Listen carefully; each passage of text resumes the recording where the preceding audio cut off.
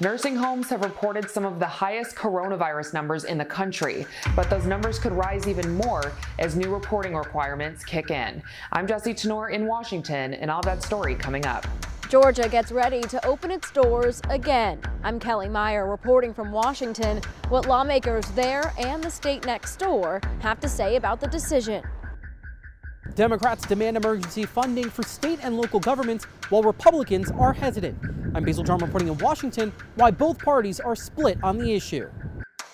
I'm Alexandra Limon in Washington. Congress is making hundreds of billions of additional dollars available for small business loans. But controversy surrounds the program as big corporations are eating up the funds and some small businesses are completely excluded. I'm Morgan Reid in Washington. Coming up, why a plan to allow the House of Representatives to vote remotely has been put on hold. I'm Trevor Shirley in Washington, where some worry the coronavirus pandemic could force the post office to close permanently. I've got details coming up.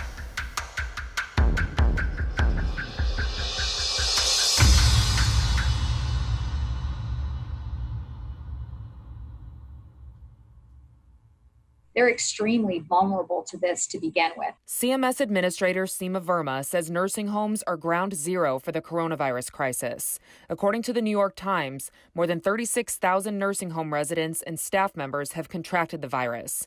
7,000 have died.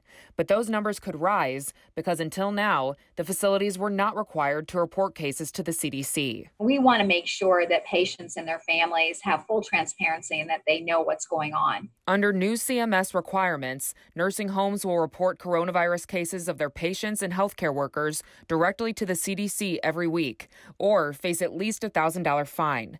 The facilities also must notify residents and their families of any coronavirus spread. This federal directive should help clear up confusion at the state level about how much information nursing homes can share and who they can share it with. Louisiana Senator John Kennedy. Right now, we seem, knock on wood, to have a handle on our nursing home cases, but we have to remain careful. Verma says that's why the reporting is so important, especially as states start to reopen. If we continue to monitor nursing homes, we may be able to detect if there is an outbreak in a community. The data on coronavirus cases in nursing homes should be available to the public on the CMS website within the next few weeks. In Washington, I'm Jessie Tenor.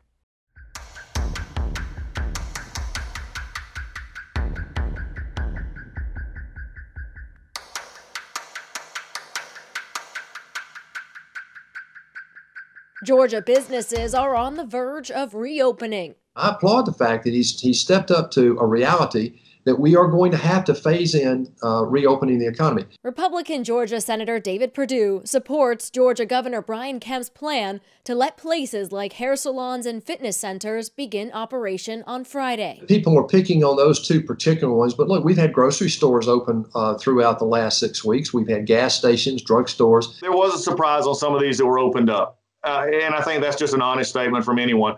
But people are not going to go if they don't feel comfortable. Republican Georgia Congressman Doug Collins says he understands the governor's decision and says it is time to reopen the country safely. You can stay at home, at least for the next, through the time of the stay-at-home order from the governor, and then we'll start seeing how this goes out. But some lawmakers just next door in South Carolina are expressing caution. On Tuesday, South Carolina Senator Lindsey Graham tweeted Georgia was going too fast, too soon. South Carolina Congressman William Timmons hopes healthcare providers aren't overwhelmed. I hope that he's not reopening too soon. But South Carolina Congressman Jeff Duncan says their state should follow Georgia's lead. I think he probably could have taken it a little bit further, but, I applaud him for his cautious approach. Both Perdue and Collins say if you don't want to go out, you don't have to. But in a few days, the option will be there. Reporting in Washington, I'm Kelly Meyer.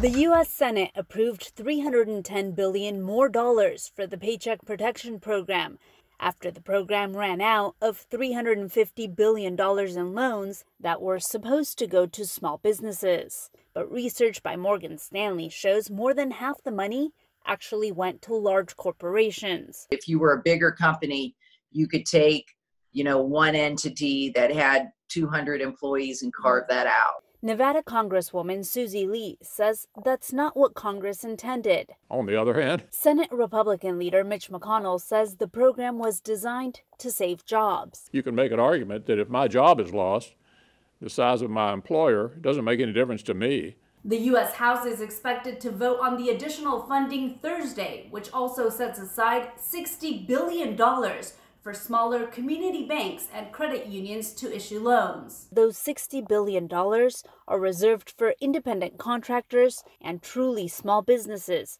owned by minorities and veterans. But many small businesses are still left out in the cold, like businesses that earn more than half their revenue from gambling, like video poker and slot machines. It's having a major impact on local taverns, local restaurants. Lawmakers from gambling states like Nevada, Colorado, Arizona, and Mississippi say they're working to deal those businesses a better hand in the near future. In Washington, Alexandra Limon.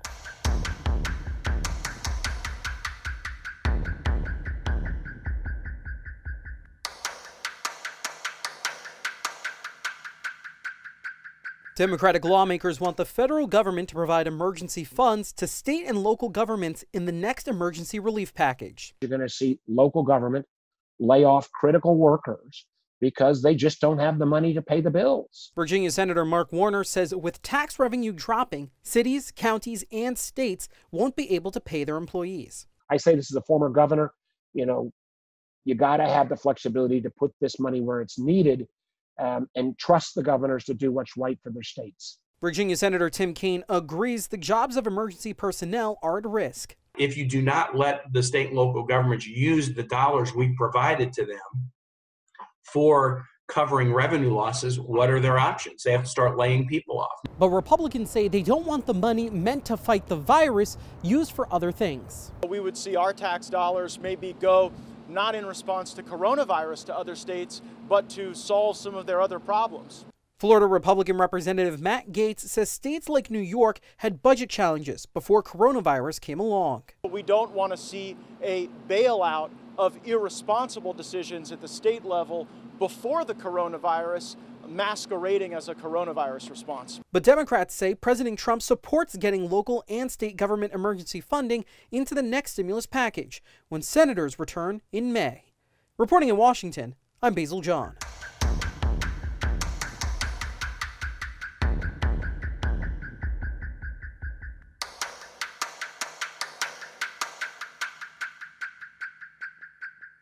For a postal service already strapped for cash, the coronavirus has made things even worse. What's happening is mail revenue is basically going to drop by about 50%. Mark Dimenstein, president of the American Postal Workers Union, says the Postal Service is dangerously close to going broke.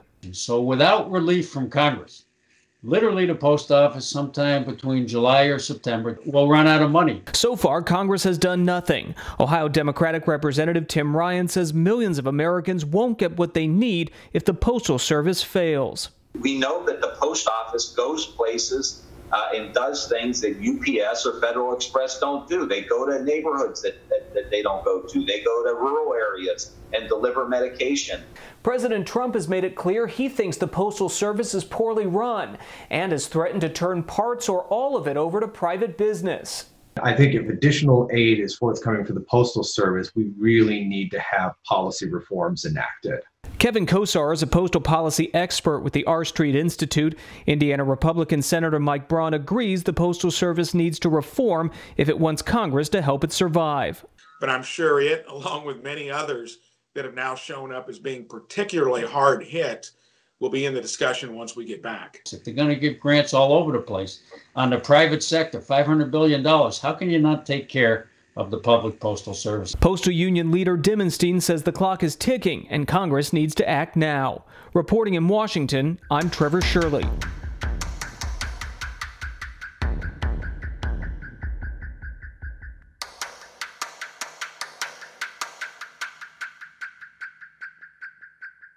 Massachusetts Congressman Jim McGovern says members of Congress should be allowed to cast votes remotely, at least temporarily. That putting 435 people in a room is not a good idea. McGovern says remote voting will allow them to do the work of the people and help flatten the curve. If members can't get to Washington, they can tell other members how they want their vote to be cast, and it will be listed as if they cast that vote personally. Vermont Congressman Peter Welch says the House must find new ways of doing business. We can spread the disease.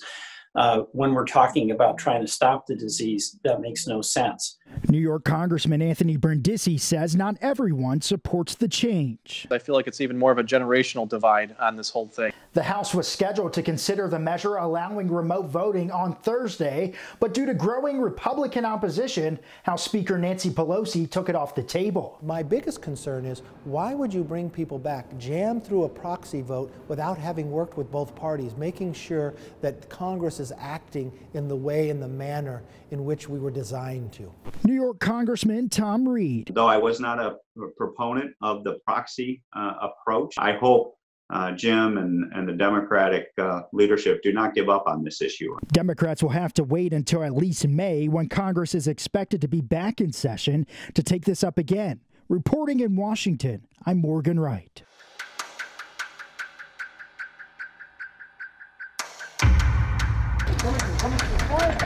Let's go. Hold the curtain, please. Hold the curtain. Okay, move. Everybody move. Everybody out. Up, move. Clear. Clear. Bounded. Charge. Charging. I'm clear. You're clear. Every clear. Good. Yep. Charge. So continue CPR. Yeah. You can ready for the shot. 300. We do this all day, every day for the last month. We do this. This team does this multiple times a day. It's a tough one.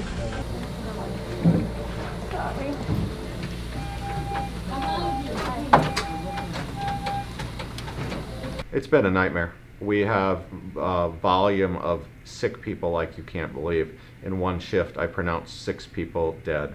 Many were elderly, but then that's not uniform across the board. There are plenty of other people that you would not think would succumb to this who unfortunately have.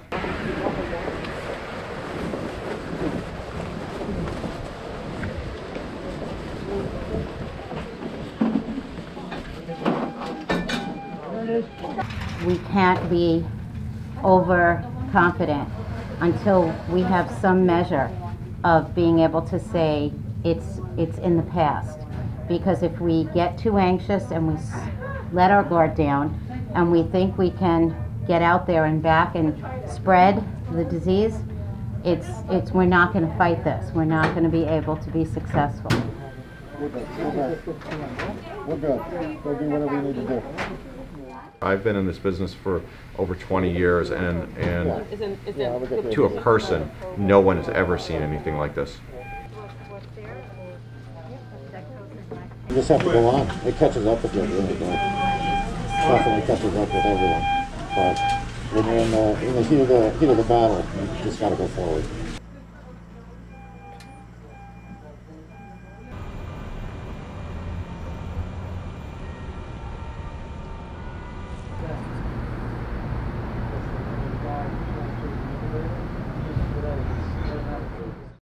According to a new survey by the Associated Press NORC Center, a majority of Americans think preventative measures to curb the coronavirus pandemic are about right.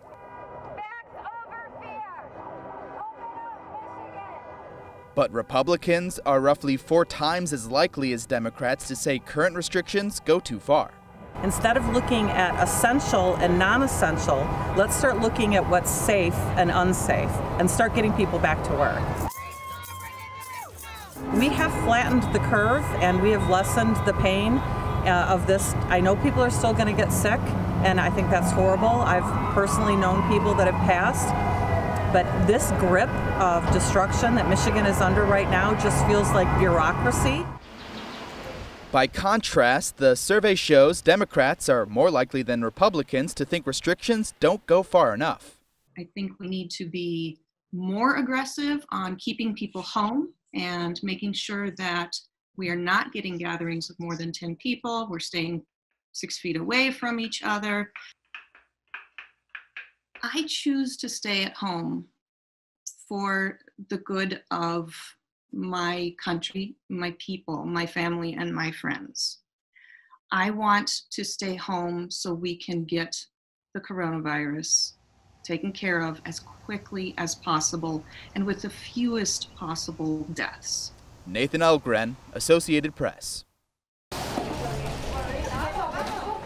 Well, we are the epicenter of COVID-19. You know, you have to understand, our workers and our residents are hospitality workers. The vast majority of the residents in Chelsea provide, they work on the food service industry. So they work in a hotel, they work in a restaurant, they work in local airport. Don't get me wrong. People here are not waiting for public benefits at all. We have a very hardworking immigrant community. We are the working poor in Chelsea. And that is why we are doing all this for them, because they have built Massachusetts, they have built our city, they make our city better, and that's why we're providing all these services for them. And we became a food pantry. We basically called our friends, told them that we needed donations. We cried a little bit, people stood up and told us, yes, we're gonna help you. We began with 200 boxes, then it went up the second week, 300, 400, and then in the fourth week, we already have 1,300 boxes of food that we give. It's not enough. We have 30,000 people that may not qualify for unemployment, 30,000 people that their husband and wife lost their jobs. Please continue to remain healthy, take care of yourself, and know that if you get the virus, we all get it, okay? And this job is very important for our community.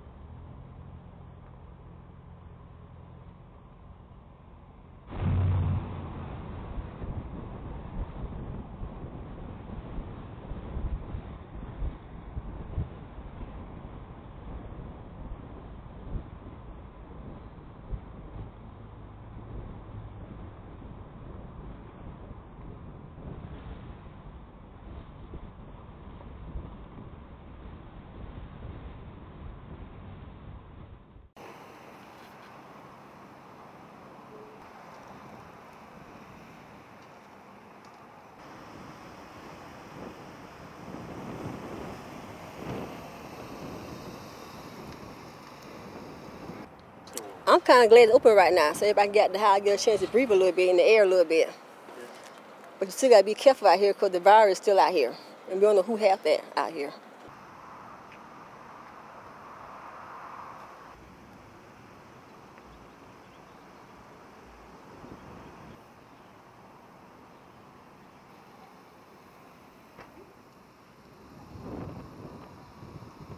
With everything that's going on, our basic business, repairs, sales of new vacuum cleaners, has been down considerably. And with opening this back up will allow us to advertise to draw more customers into the store.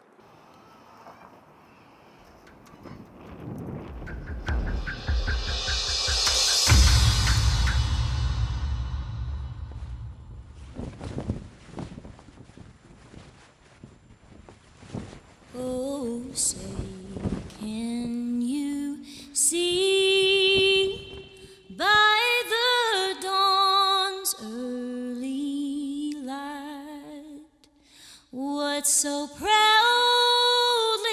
we held at the twilight's last gleaming, whose broad stripes and bright stars through the perilous fight o'er the ramparts we watched were so gallantly streaming,